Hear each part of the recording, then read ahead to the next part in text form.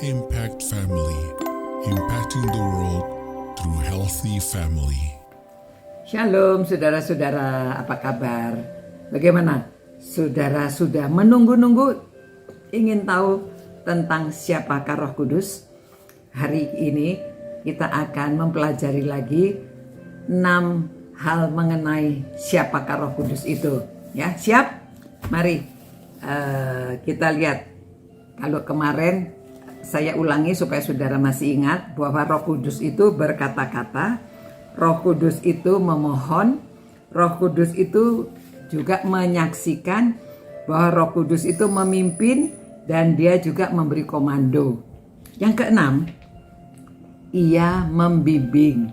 Ya, ini dari Yohanes 16 ayat 13 yang mengatakan, tetapi apabila ia datang, yaitu Roh kebenaran, ia akan memimpin kamu ke dalam seluruh kebenaran. Sebab ia tidak akan berkata-kata dari dirinya sendiri, tetapi segala sesuatu yang didengarnya itulah yang akan dikatakannya, dan ia akan memberitakan kepadamu hal-hal yang akan datang. Ya, dia memberitakan kepadamu hal-hal yang akan datang. Nah, itu sebabnya dikatakan ia membimbing.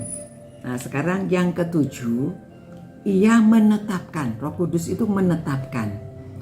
Ya, kita lihat dari Kisah 20 ayat 28. Karena itu, jagalah dirimu dan jagalah seluruh kawanan, karena kamulah yang ditetapkan Roh Kudus menjadi penilik untuk menggembalakan jemaat Allah yang diperolehnya dengan darah anaknya sendiri.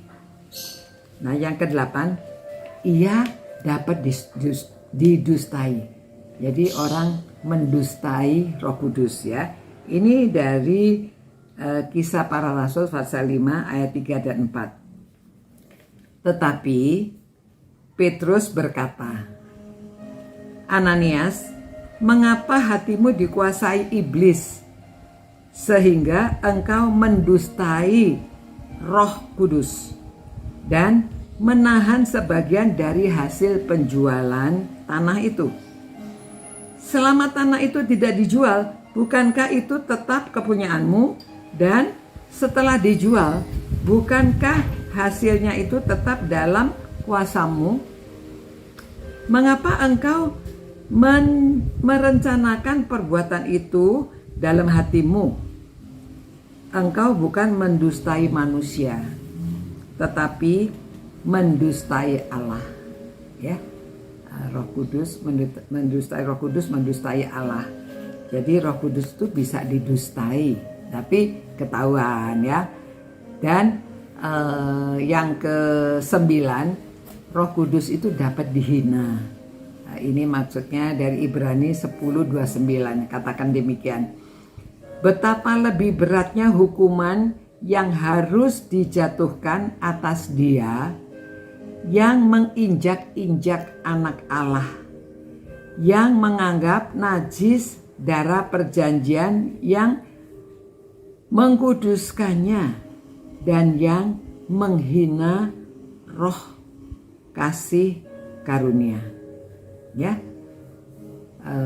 Roh Kudus bisa dihina. Dan yang ke-10, ia dapat dihujat. Ya, Roh Kudus dapat dihujat. Sebab itu aku berkata kepadamu, segala dosa dan hujat manusia akan diampuni, tetapi hujat terhadap Roh Kudus tidak akan diampuni. Apabila seorang mengucapkan menentang anak manusia, ia akan diampuni. Tetapi jika ia menentang Roh Kudus, ia tidak akan diampuni. Di dunia ini tidak, dan di dunia yang akan datang pun tidak. Yang ke-11, ia dapat didukakan. Ya, jadi Roh Kudus itu dapat didukakan. Dan Janganlah kamu mendukakan Roh Kudus Allah yang telah memeteraikan kamu menjelang hari penyelamatan. Ya, itu Efesus 4 ayat 30. Jadi saudara, semua emosi dan perbuatan yang sudah kita daftarkan di atas adalah ciri-ciri seorang pribadi. Jadi Roh Kudus itu adalah suatu pribadi. Ya, Roh Kudus bukanlah suatu daya kekuatan yang tidak berkepribadian, seperti daya tarik bumi atau magnet. Ya. Ia adalah suatu oknum yang berpribadi dengan segala sifat kepribadian. Bukan saja ia adalah oknum yang berpribadi, ia juga bersifat ilahi. Ya, ini Roh Kudus bersifat ilahi.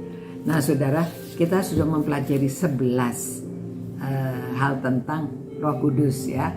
Jadi supaya saudara mungkin perlu diulang lagi ya, bahwa Roh Kudus itu yang pertama, ia berkata-kata, kedua memohon, ketiga menyaksikan, keempat memimpin, kelima memberi komando, keenam ia membimbing, ketujuh ia menetapkan, kedelapan ia dapat didustai, kesembilan ia dapat dihina, kesepuluh ia dapat dihujat, kesebelas ia dapat didukakan. Itu sebabnya ia adalah suatu pribadi. Ya, Tuhan, terima kasih Tuhan, kami memperoleh pelajaran yang begitu berharga mengenai Roh Kudus. Berkati kami, berkatilah semua orang yang merenungkan firman-Mu ini, yang sudah siap mau mengerti tentang Roh Kudus. Karena Engkau sendiri, pribadi Engkau sendiri, itu sebabnya Engkau yang memberi penerangan kepada kami semua Tuhan. Terima kasih Tuhan. Demi nama Yesus Kristus kami berdoa. Amin. Nah saudara-saudara, kita sudah belajar tentang siapa Roh Kudus. Tapi saudara, masih ada banyak hal lagi. Ya, ini pelajaran yang kita ambil dari Billy Graham. Luar biasa saudara ya. Sampai berjumpa pula, kita tetap semangat belajar. Jadi ini untuk orang tua, untuk anak, untuk semuanya, supaya kita bisa lebih mengerti siapakah Roh Kudus. Sampai berjumpa pula. Ciao. Impact Family, impacting the world through healthy family.